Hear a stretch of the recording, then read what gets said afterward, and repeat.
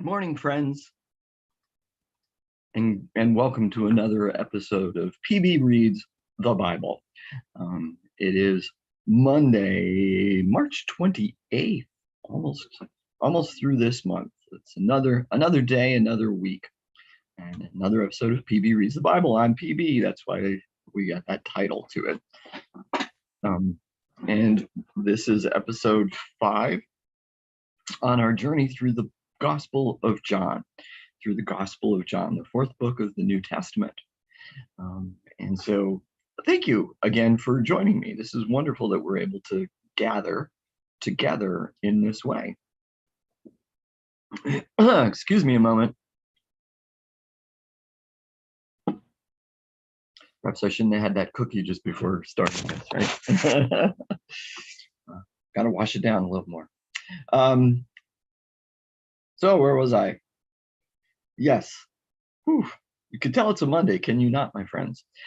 Anyway, go ahead. I can see a number. Facebook tells me a number of how many people are watching, and I know some are probably also watching on YouTube.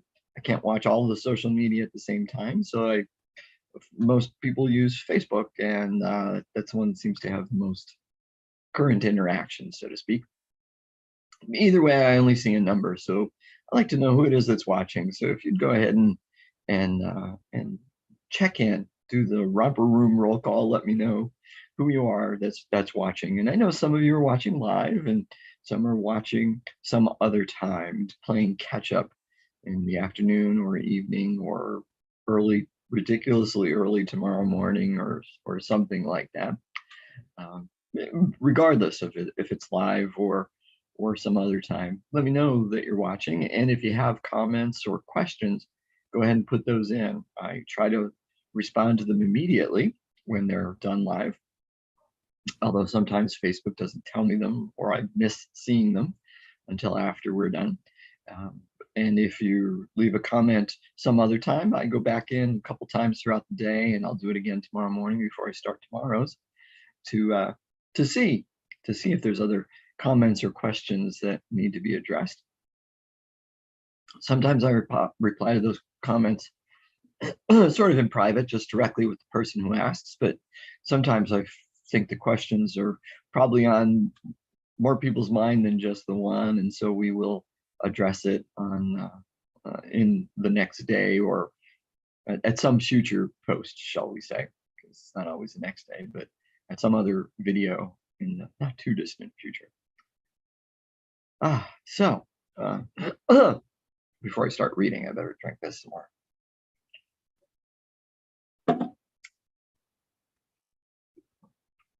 Got a low number. All right. So again, today is episode 5. So we're going to be looking at chapter 4. Chapter 4 of the Gospel of John, the fourth book of the New Testament. Lots of 4s in there today. In fact, we could start on chapter 4, verse 4, because we read 1 through 3 on Thursday. But like I mentioned then, I said I was probably going to reread them. I am. We're going to reread verses 1, 2, and 3, because they are that transition point. As I mentioned, they're transition from 3 to 4. So it's good to read it with chapter 3 to finish up that piece, but it's also good to read it with chapter 4 because it gives the sort of the opening, and it sets the context and the stage. It reminds us what's going on. There's a lot of movement in all of the Gospels. There's a lot of movement in John, and it's important to understand that geography. That's why I changed the picture behind me to give a little bit of an idea of the geography and of what's taking place, so we can see where Jesus is and where he's going to and all that kind of stuff. And I'll try to step off to the side here and point to various things as they're appropriate. Excuse me.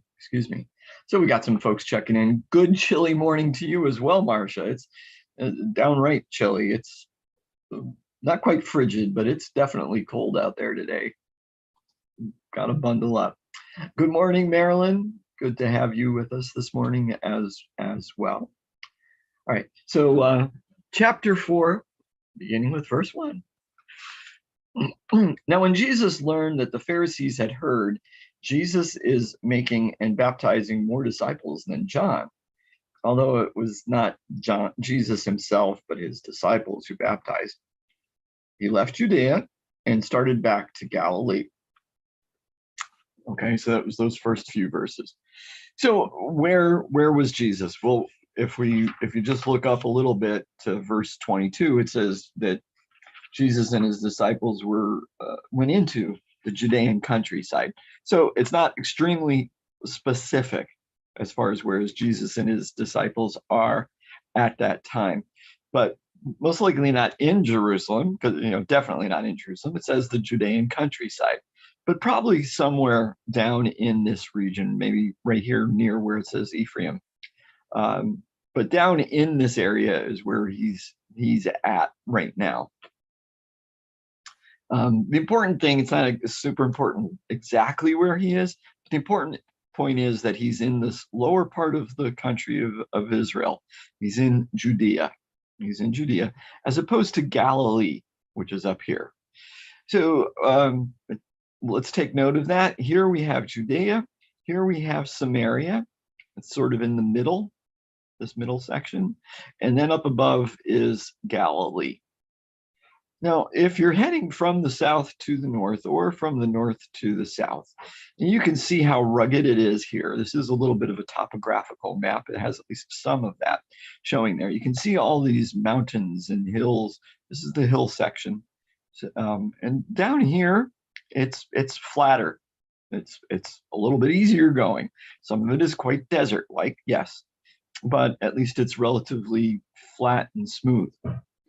So you would think that if you're down here in the south and in Jerusalem, you'd want to go, like, just take this straight shot up and get into Galilee because it's the smoothest. Does anybody really want to go through all the mountains and stuff to get up to Galilee? That seems to make the most sense, and yet most Jews in the first century and before that wouldn't want to go just straight up through this section, even though it would save time and be easier, but they didn't want to go through Samaria. The Samaritans and the Jews didn't like each other, mostly because of worship. And it dates back a couple hundred years anyway, a few hundred years before Christ, before the Common Era, to when the northern section of Israel was occupied by one of the foreign invaders. And Samaria, the people in Samaria, they couldn't get to Jerusalem, to the temple. And it also is partially because of the division of the country between the northern and the southern kingdom. That's kind of when it actually started. The kings of the northern country of Israel decided to set up their own worship place. And they did it on Mount Gerizim. And they said, this is where we worship. But the Jews said, the true place to worship is in Jerusalem at the temple. Okay, so that's mostly where where it comes from. The biggest problems between the Samaritans and the Jews. How ridiculous is that, right? Like, over this one little thing causes all those problems. Oh, good morning, Cheryl. There were some other things as well, which are going to be important, and we'll talk about them. But that's the biggest issue, and that sets the stage quite well. So, although it would be simplest and easiest to take that nice, smooth, easy route, most Jews wouldn't. They would divert and go through the mountains. Some would even go so far as to go around and go through Gentile territory to get up to the north. They'd go around into the Decapolis. And Jesus does that a couple times in some of the Gospels. But we're going to see here in verse 4, but he had to go through Samaria. Pause. Did he really have to go through Samaria? Most likely not. Most likely not. As I said, most Jews would intentionally go around it.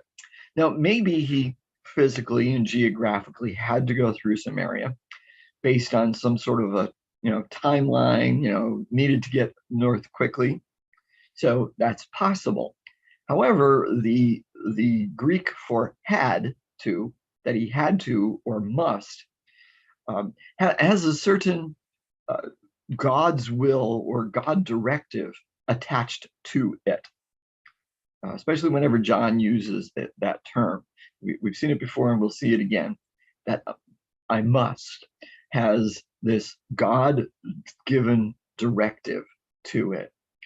So maybe it's that geographical had to, but also maybe there's this theological context of had to go through Samaria.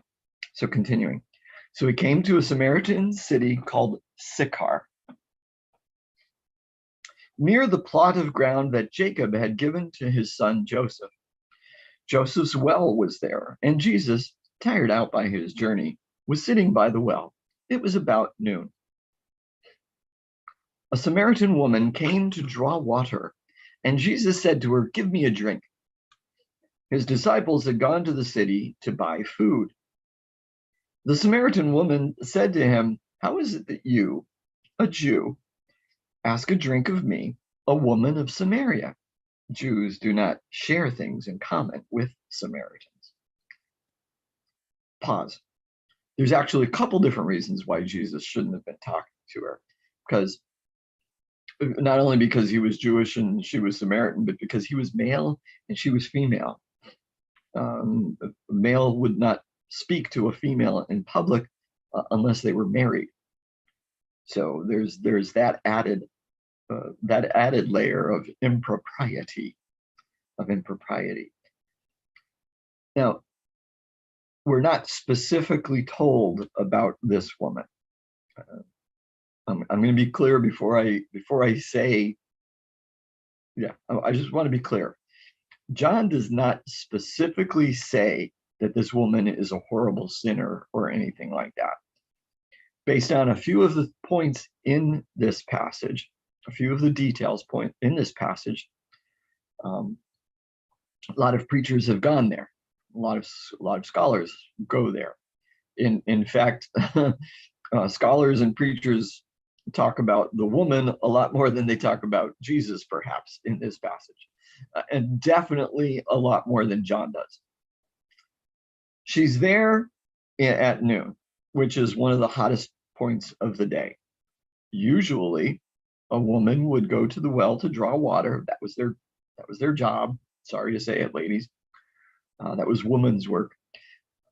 Usually, they would go to draw water for the day early, at dawn or just after dawn, when it was cool, so that they didn't have to do that hard labor of carrying the jar and carrying the full jar, or jars perhaps, to and from their house. So they would want to do it early in the day. They would also do it in the evening, as the sun was setting, when there was still some dusk, still light enough to see, but things were a little bit cooler as well. So this woman is not there at the regular time. She's there at noon. Now that is unusual. That is unusual. Because it's unusual, some scholars have said, oh, she's there at noon because nobody liked her, and because they all made fun of her because of some of the things John does say a little bit later. She's an outcast among outcasts, is the way it's described.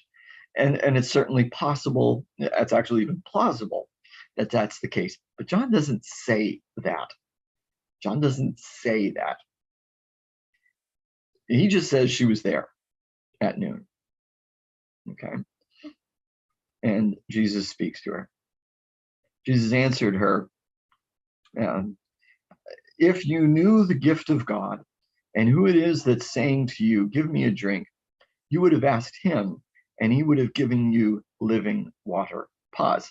I know I just paused, but we're pausing again. because the Greek term living water can be understood at two different levels. John does this a lot, right? There's two different meanings to this idea of living water. One is moving water, water that's moving and therefore is constantly fresh. That's one concept, one understanding of living water. The other context of living water is life-giving water, that the water itself gives life, which technically, of course, all water does. But so there's two meanings. Remember from chapter 3, Jesus's encounter with Nicodemus, that he was using that word eschaton, which has that meaning of again, anew / above, and means both. But Nicodemus zoomed in on only the one understanding of it, right? So here Jesus uses a term that has two meanings, and we're going to see the same thing, that the Samaritan woman zooms in on one. The woman said to him, "Sir, you have no bucket, and the well is deep. Where do you get that living water? Where are you going to get this fresh water, this physical water, this moving fresh water, when you don't have a bucket to draw the water out with?"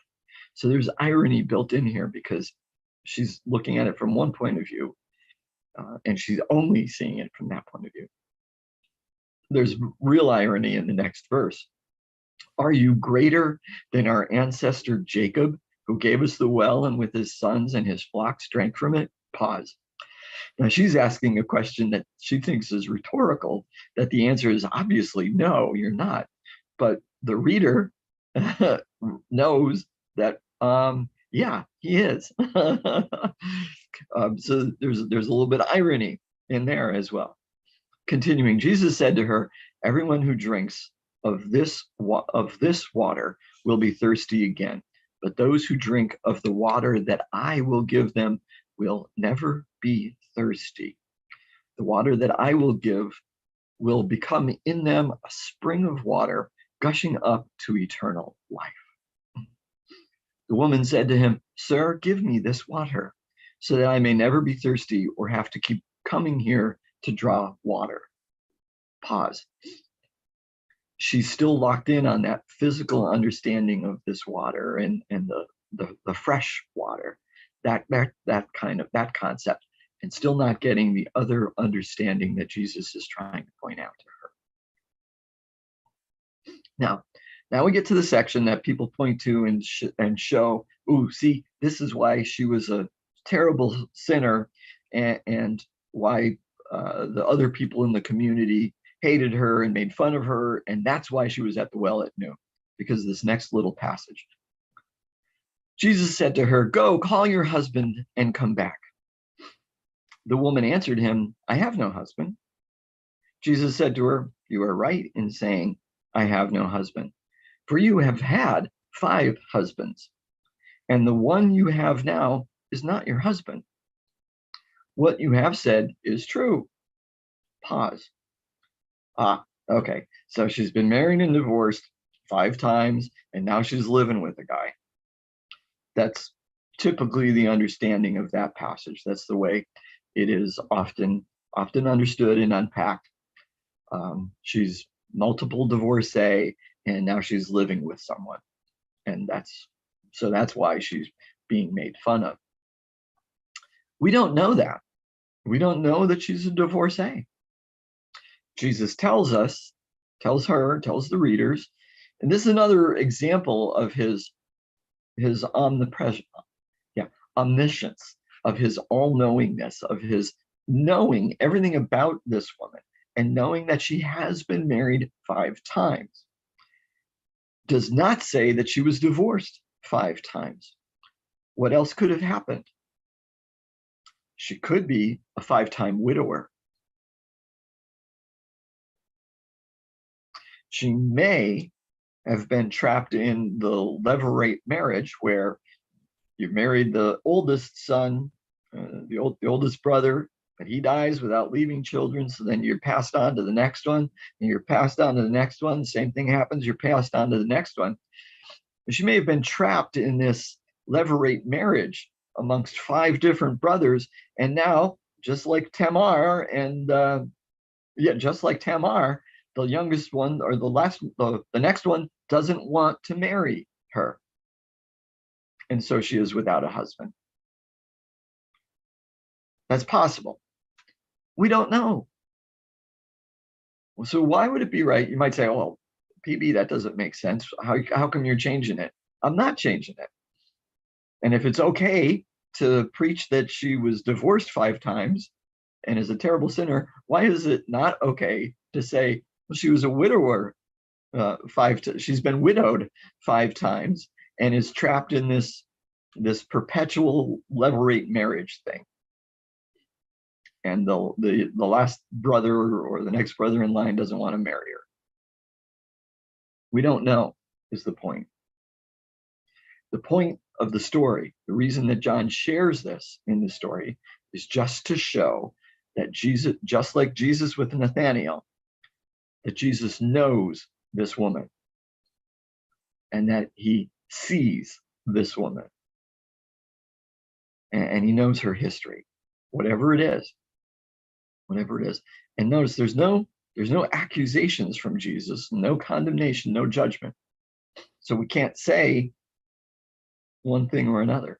The woman said to him, "Sir, I see that you are a prophet." Pause. So we're seeing a glimmer. Now, a lot of people point to this and say, "Oh, she's trying to change the subject because he's getting too close." Doesn't seem to be the case, actually. Yeah, I understand why they're saying that, because, oh, he's getting too close to her sin. That, of course, is assuming that she was a divorcee, that they're right in that thinking. But it really seems to be this little bit of a glimmer that she's starting to move in her understanding. Unlike Nicodemus, who kept his resistance up like through the whole story and walked away without having been changed. She's starting to be a little bit of a change. She's recognizing something in Jesus. I see that you are a prophet. That's a change. She's seeing something in him. And here's where one of the other major differences between Samaritans and Jews is. Well, two other things. Samaritans only accepted the Pentateuch, the first 5 books of the Bible: Genesis, Exodus, Leviticus, Numbers, and Deuteronomy. They didn't accept the others, like the wisdom literature, the histories, and the prophets and all that stuff. They only concentrated on the law, for which Jews said that they had a failed understanding of God and an incomplete understanding of God. And Jesus is going to make kind of a reference to that in a couple of verses. But they did believe in, and they were expecting and waiting for a Messiah. However, their understanding of a Messiah was different from the Jews, and equally incorrect, we might say. Although actually possibly a little bit closer to an accurate understanding of Messiah. Remember, the Jews' understanding of Messiah had a range, but most of them, especially in first century, believed in a mighty king, a mighty ruler, going to return to the throne of David. So in other words, going to create a new nation of Israel and going to drive out oppressors and save Israel in that form. That was their understanding of a Messiah for the most part. And yes, there was a wide range of understanding. Samaritans had an understanding of Messiah as a great teacher, that the Messiah would come to teach and to explain and to complete their knowledge. So I said they were equally wrong. I don't know. That one's a little bit closer to what Jesus was attempting to do through much of his human ministry, much of the time that he walked on earth, whether it was 1 or 3 years. Okay. So she recognizes him as a prophet. And what do you do with the prophet, especially if this prophet, might be the Messiah? You want to question them to see to ask to gain knowledge, because a prophet is good for that. A prophet is good for that. And what's the biggest difference, the biggest argument between Samaritans and Jews? Where to worship. Our ancestors worshipped on this mountain, Mount Gerizim. But you, plural, meaning the Jews, say that the place where people must worship is in Jerusalem. Pause. That's the biggest argument between the two. She's trying to find out from this prophet what the correct answer is. What's the correct answer? Jesus said to her, "Woman, believe me, the hour is coming when you will worship the Father, neither on this mountain nor in Jerusalem." Pause. I know I keep pausing, but there's a lot in each verse here. It was a short verse, right? But Jesus does a couple things. He talks about the eschaton, the end times, the eschatology, this new age coming in. The hour is coming. The time is coming. So it's talking about, it's got this eschatological thing taking place here. And then he says, you will worship the Father. He's correcting her. She's thinking about place. But Jesus says the more important thing isn't the place of worship, but what you are worshiping. Actually, that's a comment that our churches today, many of our churches today, still need to hear. We end up worshiping the building sometimes. And our buildings are wonderful. Buildings are wonderful. It's great to have buildings where we can gather and do that. But sometimes we concentrate so much on the building that we lose sight of the mission, and we lose sight of who it is that where our worship should be, where our worship should be. Because in the end, it's just a building. It's just a building. Continuing, you worship what you do not know. We worship what we know, for salvation is from the Jews. Pause. And at that point, Jews just means all Jews. It doesn't mean the religious elite, the religious leaders. But his comment about what we know versus what you know, because of that idea, that goes back to the idea the Samaritans only accepted the first 5 books of the Bible, of the Old Testament, whereas the Jews looked at the whole thing. So they're saying you have incomplete knowledge, you don't understand it all. Back to the eschatology. But the hour is coming and is now here when the true worshipers will worship the Father in spirit and truth. For the Father seeks such as these to worship him. God is spirit, and those who worship him must worship in spirit and truth. Pause. So again, it's not a place, but it's the who, and it's the how. And it's the how. Continuing, verse 25, the woman said to him, I know that Messiah is coming, who is called Christ. When he comes, he will proclaim all things to us. Jesus said to her, I am he, the one who is speaking to you. Pause. The NIV and the NRSV get it wrong. Jesus said to her, I am the one who is speaking to you. There is no predicate. There is no he in there. The NIV and the NRSV both add that word. In Greek, it's just I am. Most definitely. John is making a connection. This is another I am statement, even though it doesn't sound like it. It's not one of the official ones because it doesn't have the bread, the light, etc., after it. But it's an I am statement. And it's very clearly just an I am statement.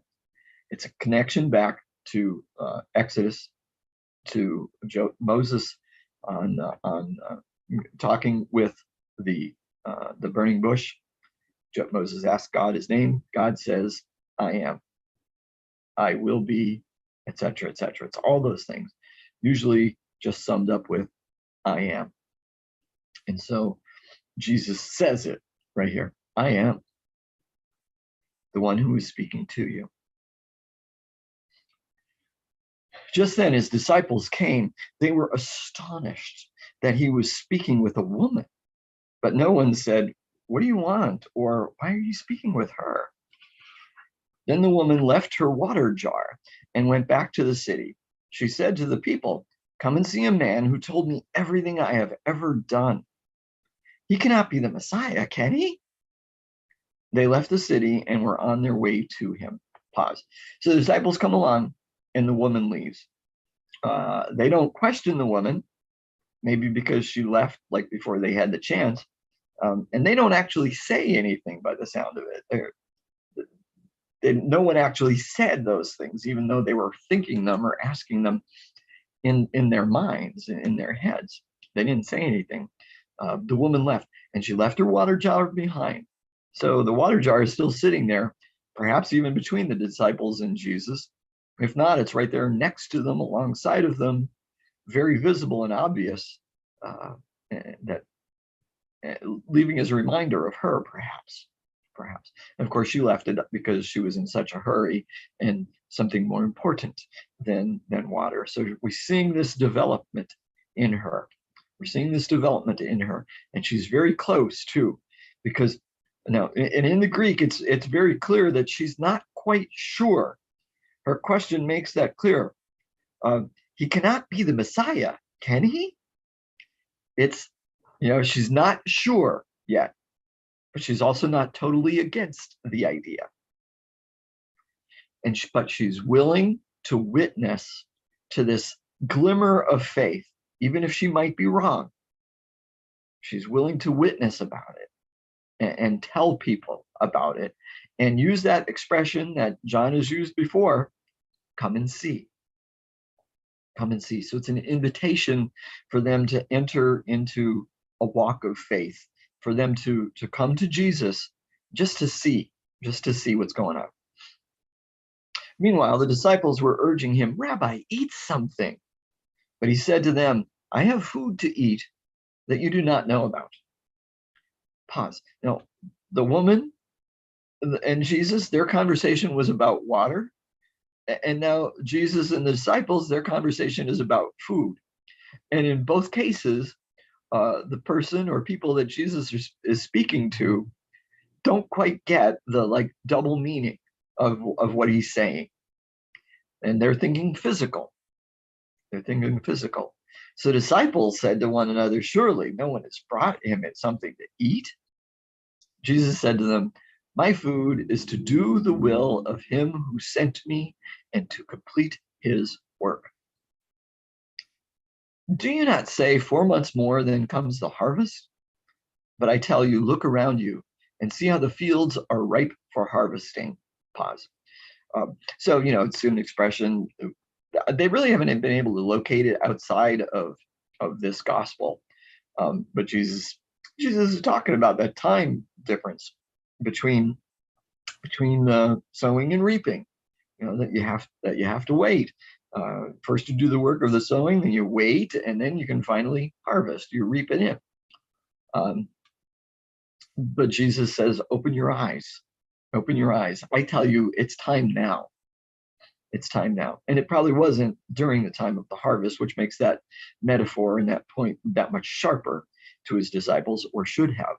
The reaper is already receiving wages and is gathering fruit for eternal life, so that sower and reaper may rejoice together. For here the saying holds true: one sows and another reaps.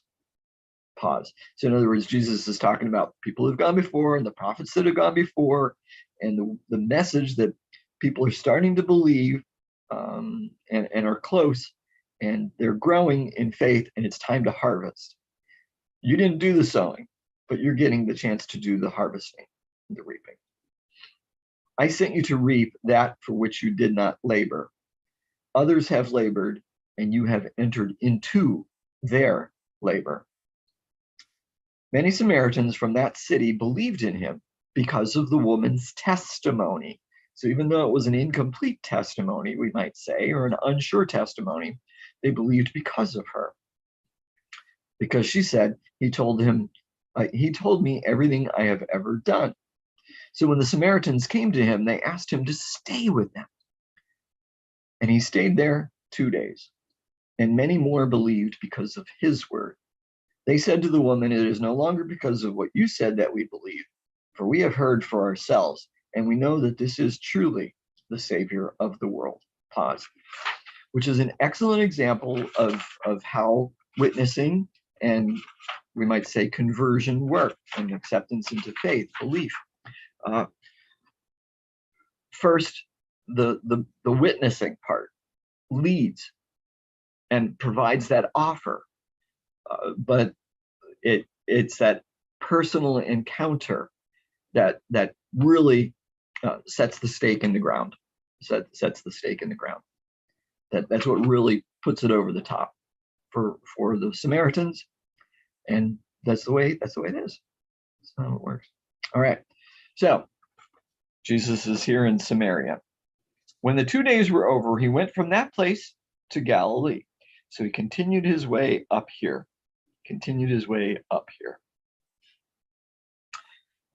For Jesus himself had testified that a prophet has no honor in the prophet's own country.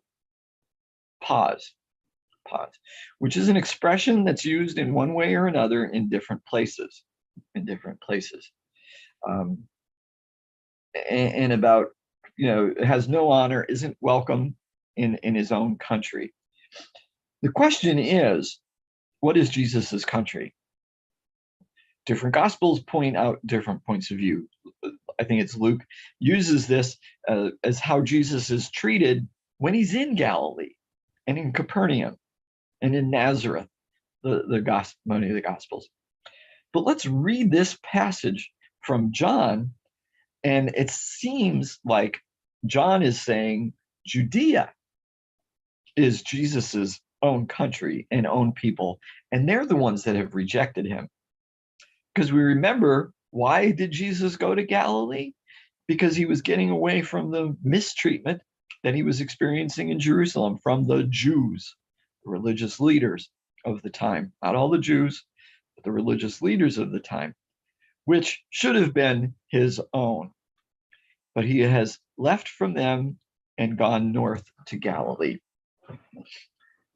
And we say that because of this very next line. When he came to Galilee, the Galileans welcomed him, since they had seen all that he had done in Jerusalem at the festival, for they too had gone to the festival. Pause. Certainly sounds like they are giving him honor, that they are welcoming him there, as opposed to how he was treated in Judea.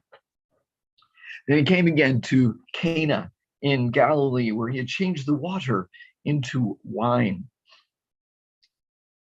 Now there was a royal official whose son lay ill in Capernaum. Pause. Capernaum is up here on like the northern edge of the Sea of Galilee, the northwestern edge of the Sea of Galilee, and Cana would have been up here just off the map where my finger would be pointing. So not super far apart. What did I say the other day? Like 15 miles, 16 miles, something like that from one to the other. Maybe a little closer, maybe a little farther apart, but ballpark. Capernaum was kind of a mixed city. It is Jewish and Gentile. It's right there on the border, even with this area over here, which is definitely Gentile land. So it's possible that he's Jewish. It's also possible that this guy is Gentile. John doesn't tell us. Continuing, verse 47, when he heard that Jesus had come from Judea to Galilee, he went and begged him to come down and heal his son, for he was at the point of death. Then Jesus said to him, unless you, that's a plural you, so it's not just him, it's just a statement about people in general.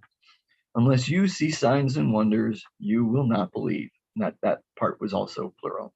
So it's a statement about people in general. Unless you see signs and wonders, you won't believe. The official said to him, sir, come down before my little boy dies. We shouldn't read Jesus's comment as a condemnation of the man. Read it instead similar to Jesus's response to Mary, or to his mother, as John says, in chapter 2 when they were at Cana. And she said, they're run out of wine. And he says, it's not yet my time. So he doesn't want anything that he does is going to be by his will or at the direction of God's will, following the Father's will. That's it. He's not going to be forced to do things by anyone, not even his mother. So this is sort of a statement about that. And he's not going to do something that's going to be a complete sign to demonstrate everything, and a sign and wonder to get everyone to believe. But Jesus said to him, "Go, your son will live." The man believed the word that Jesus spoke to him and started on his way. Pause. So we see faith in this man right off the bat. He obeyed. He obeyed right off the bat. As he was going down, his slaves met him and told him that his child was alive. So he asked them the hour when he began to recover, and they said to him, "Yesterday at 1 p.m, the fever left him." The father realized that this was the hour when Jesus had said to him, "Your son will live." So he himself believed, along with his whole household. Now, this was the second sign that Jesus had done after coming from Judea to Galilee. Pause, end of chapter 4. So just like turning the water into wine at Cana, this second miracle also taking place at Cana, this sign, this healing, resulted in the faith and belief of those who had witnessed it.